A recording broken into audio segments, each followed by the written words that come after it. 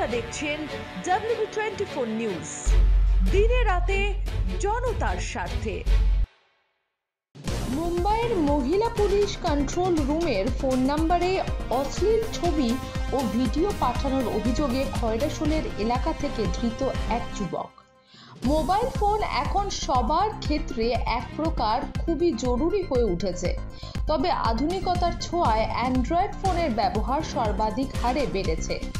এ নিয়ে অনেক ক্ষেত্রে যেমন সুবিধে হয়েছে, অপরদিকে তেমনই আবার অসুবিধেও রয়ে গেছে। দূরভাষী কথোপকথন বা বার্তালাপ ছাড়াও কেউ শিক্ষণীয় বিষয়ে ব্যবহার করে, তো কেউ আবার অশ্লীল ভিডিও বা ছবির ব্যবহার করে বিপদগামী হয়ে পড়ে। সেই রকম এক যুবক অশ্লীল ভিডিও ছবি ব্যবহার করে এবং অন্যের মোবাইলে ফরওয়ার্ড করার দায়ে আইনের বেড়াজালে বন্দী। বিবরণী প্রকাশ, বীরভূমের খয়রাশোল থানার পুরসুনজা গ্রামের বাসিন্দা 20 বছরের যুবক শ্রীকান্ত রুইদাসকে সোমবার রাতে খয়রাশোল থানা পুলিশের সহায়তায় গ্রেপ্তার করে মুম্বাই পুলিশ। অভিযোগ যে মুম্বাই মহিলা পুলিশ কন্ট্রোল রুমের ফোন নম্বরে বারবার অশ্লীল ছবি এবং নগ্ন ভিডিও পাঠিয়েছিল ধৃত ওই যুবক, যার প্রেক্ষিতে ঘটনার তদন্ত শুরু করেন মুম্বাই পুলিশ।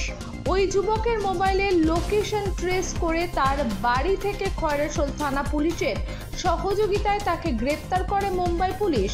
আসামিকে খুব সহজেই ধরে ফেলায় খয়রাশোল থানা পুলিশের প্রশংসা করে যান মুম্বাই পুলিশ। মঙ্গলবার ধৃতকে দুবরাজপুর আদালতে তোলা হলে বিচারক ট্রানজিট রিমান্ডের নির্দেশ দেন। পাশাপাশি আগামী 30 ডিসেম্বর মুম্বাইয়ের মেট্রোপলিটন আদালতে তোলার নির্দেশও দেন। ইতিমধ্যে তার বিরুদ্ধে বিভিন্ন ধারায় মামলা রুজু করেছে মুম্বাই পুলিশ বলে জানান দুবরাজপুর আদালতের সহকারী সরকারি আইনজীবী রাম শান্তনু নায়ক। কি করেছিলে? খারাপ ফটো পাঠাইছে। কাকে? কোথাকার? কেন পাঠালে? কেন? তুমি কি তাকে চেনো? তাহলে কেন পাঠালে?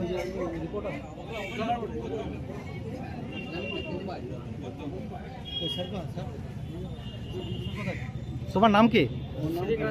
শ্রীকান্ত। কি বাড়ি কোথায়? কবে ধরেছে তোমাকে? খয়রাশোল থানার পুরসুনজা গ্রামে এক যুবক যার নাম শ্রীকান্ত রুইদাস, তাকে আজকে মুম্বাই পুলিশ এসে গ্রেপ্তার করেছে এবং দুবাই কোর্টে প্রডিউস করেছিল এবং তাকে 4 দিনের ট্রানজিট রিমান্ডে মুম্বাই নিয়ে গেল। মেট্রোপলিটন ম্যাজিস্ট্রেট কোর্টে তাকে 30 তারিখের মধ্যে প্রডিউস করতে বলা হয়েছে।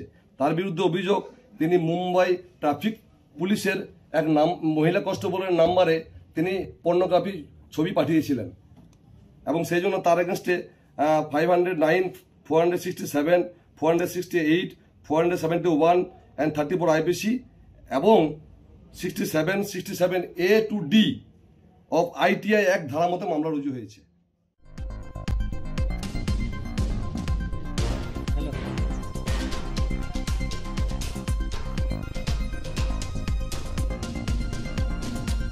বীরভূম থেকে শেখ রিয়াজউদ্দিন এবং বিপিন পালের রিপোর্ট, WB24 নিউজ। স্বাদের কোনো বালাই নাই। দাদার বড়ই অরুচি। রাধেকে কারে খুঁজি, একবার মুখে দেন দেখি।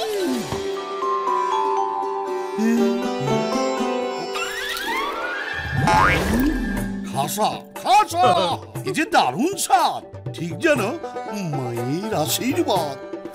কি করে রাঁধলি ছোট, এত খুশি তোর দাদা। সানরাইজ শাহী গরম মশলা সবার চেয়ে আলাদা, অল্প একটু মশলা দিলেই হবে বাজিমাত। মায়ের কথা পড়বে মনে, এমন দারুণ স্বাদ। সানরাইজ শাহী গরম মশলা রান্নায় আলাদা মাত্রা এনে দেয়। আমাদের খবর যদি আপনাদের ভালো লেগে থাকে তাহলে এখনই আমাদের চ্যানেলটি সাবস্ক্রাইব করুন এবং নোটিফিকেশন পেতে বেল আইকনটি প্রেস করুন।